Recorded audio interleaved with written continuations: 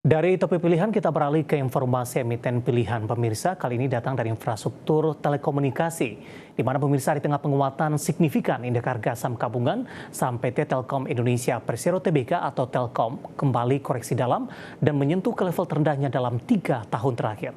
Lanjutan koreksi dalam saham Telkom bertepatan dengan ex dividen tahun buku 2023 di Kamis hari ini di 16 Mei 2024. Dikutip dari data RTI di pembukaan perdagangan sesi 1 16 Mei 2024, saham PT Telkom Indonesia Persero Tbk atau TLKM langsung dibuka anjlok di level Rp2.960 per saham. Dari penutupan hari sebelumnya di level Rp3.100 per saham. Level pembukaan ini merupakan level intraday terendah dalam 3 tahun terakhir, namun di penutupan sesi 1 pelemahan TLKM lebih terbatas ditutup di level Rp3.020 per saham atau melemah 2,58%. Dalam sepekan saham TLKM melemah 2,27%, 6 bulan melemah 16,34%, dan dalam 1 tahun terakhir sudah melemah 25,62%.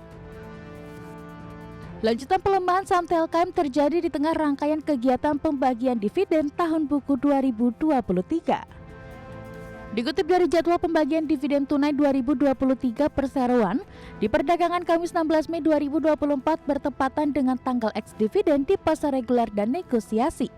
Seperti diketahui, ex dividen merupakan tanggal di mana investor sudah tidak mendapatkan hak dividen dari suatu saham yang dibeli. Di tanggal ex dividen biasanya saham cenderung turun karena permintaan berkurang.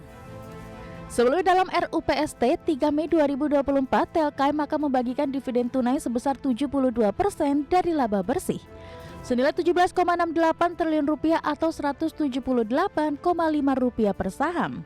Sementara sisa laba bersih 28% sebagai laba ditahan dan Rp6,87 triliun. Seperti diketahui, TLKM berhasil mencetakkan laba bersih Rp24,56 triliun, naik 18,34% dari periode yang sama tahun lalu, di Rp20,75 triliun.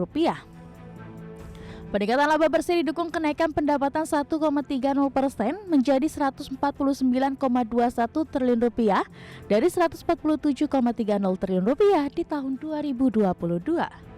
Berbagai sumber, IDX Channel. Selanjutnya kita akan coba lihat pemirsa bagaimana pergerakan saham Telkom di sepanjang perdagangan hari ini dan mengalami koreksi yang cukup dalam. Nanti juga saya akan update bagaimana posisinya beberapa menit jelang penutupan di sesi kedua hari ini. Langsung saja kita ke grafis yang pertama, kita akan coba lihat bagaimana pergerakan saham Telkom di sepanjang perdagangan hari ini.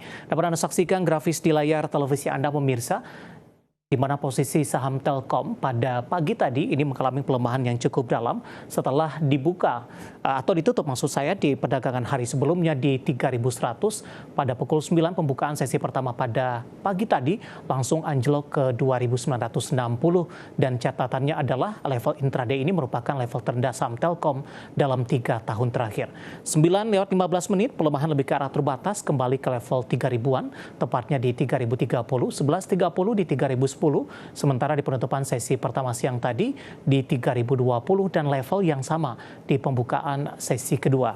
Sementara posisi saat ini saham Telkom di beberapa menit jelang penutupan masih melemah di 2,58% dan masih berada di level Rp3.020 per sahamnya.